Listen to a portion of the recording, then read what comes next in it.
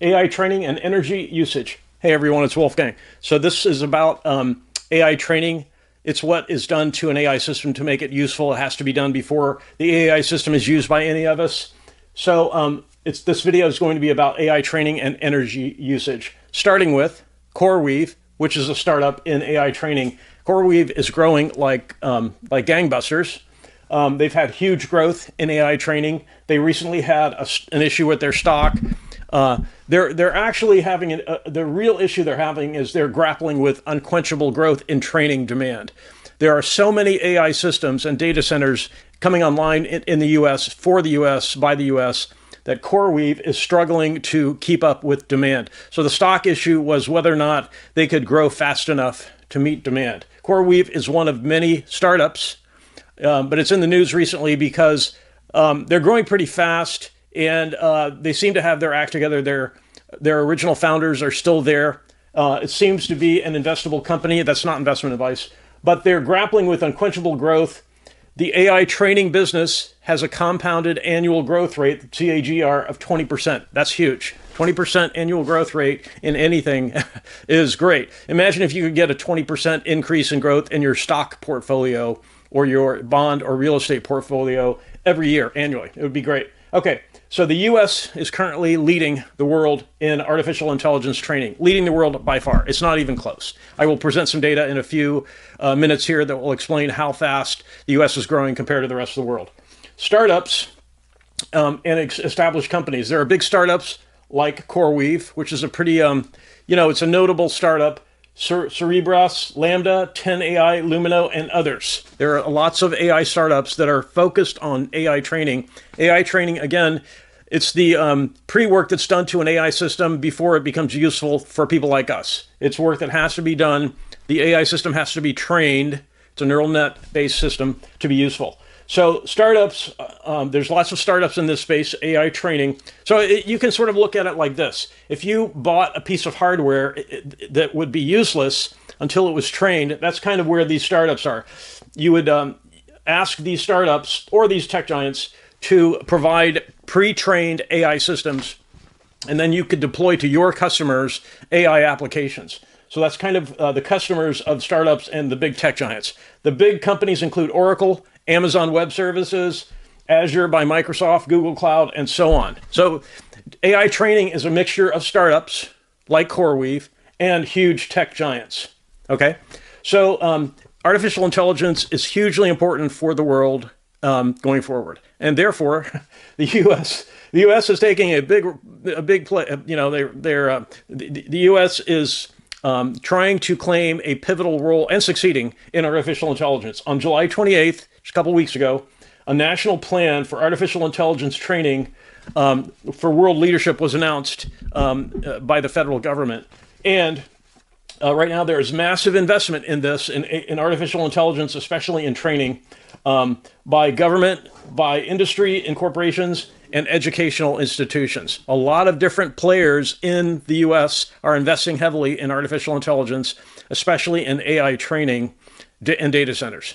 So data centers are sort of the collection of AI chips, AI hardware, the actual machines that implement artificial intelligence. After training, they become useful to end users like us, like other companies who need to use AI applications. So here are some growth drivers in artificial intelligence, some growth drivers. Why are all these AI training companies having so much growth? Because they're having a lot of growth. CoreWeave is just one of them. CoreWeave, like I said, struggling with unquenchable growth. Why so much growth? What are the growth drivers? Okay, so there's a need for AI applications across the spectrum in industry in the United States, in a lot of different businesses, a lot of different, in nonprofits, education. There's a huge need for new AI applications. They can't be invented fast enough. Every time someone comes up with a new idea for an AI application, that puts further strain on companies like CoreWeave who are trying to meet that demand. There's just huge growth for new AI applications. It's a brand new area of growth in computing for all companies, any company that uses computers. Healthcare, finance, retail, engineering, automotive sector, etc. Any sort of industry you can think of, they are demanding new artificial intelligence applications and putting strain on companies like CoreWeave and the bigger players too. Where are they? Oracle, Amazon, AWS, Microsoft, Google, etc. They are suffering under the strain of growth, which is a good thing. Growth is a very good thing. Just that should be clear. If you're not familiar with that growth is a good thing. Growth is a very good thing. Growth creates jobs, boosts the economy, is good for the population. So it's really cool that the U.S. on the 28th of July announced this national plan for artificial intelligence domination. Okay, so data centers are a huge growth driver. The United States is just blowing away the rest of the world in data centers. It's not even close. And I will explain that in a couple of minutes here. Data centers are a huge growth driver. Cloud capacity in large cloud providers like Amazon Web Services, Oracle, Microsoft Azure, Google Cloud, etc. Are growth drivers for AI training. There's an increasing need for large data sets to train and validate AI systems. So whenever someone buys a big collection of chips from NVIDIA or AMD, those chips, they're assembled into hardware, obviously, but they have to be trained. They have to be subjected to artificial intelligence training, the kind that CoreWeave and these other companies are responsible for. So step one, the chips get bought from NVIDIA and AMD. Step two, the chips have to be trained on data sets. There has to be large data sets for training and validation of the new hardware. So right now, the U.S. has more than 5,400 data centers. 5,400, that's just now.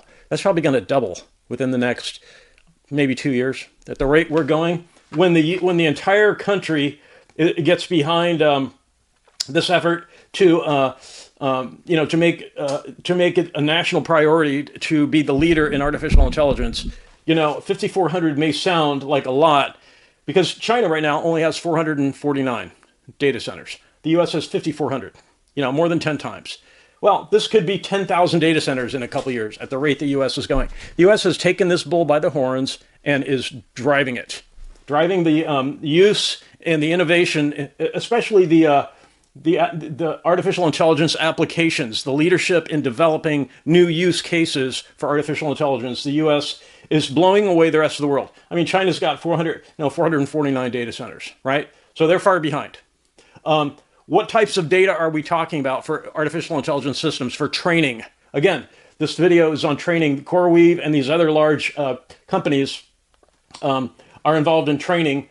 Text training. So these AI chips that are bought from NVIDIA have to be trained on text, on images, on video, on audio, computer vision, NLP, natural language processing. So a lot of training and validation has to be done to these chips that are purchased from NVIDIA and AMD and so on, so that they become useful for artificial intelligence.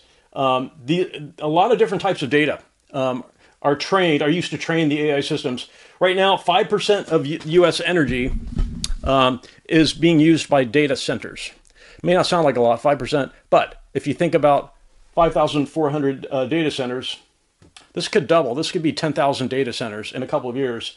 So there's a prediction that up to 10% of U.S. energy will be used in 5 years. I think it's probably going to be 2 years at the rate we're going. Okay, I think this is there was this expectation. Okay, we're at 5% of U.S. energy being used for data centers. Maybe in another 5 years we'll be up to 10%. I think it could be 2 years at the rate we're going. At the rate NVIDIA chips are being bought, AMD chips, I think Intel, I think all the foundries, all the chip foundries in the U.S. are going to switch to artificial intelligence chip development. And I think the data centers will be at 10,000 within 2 years. That's my prediction, maybe less.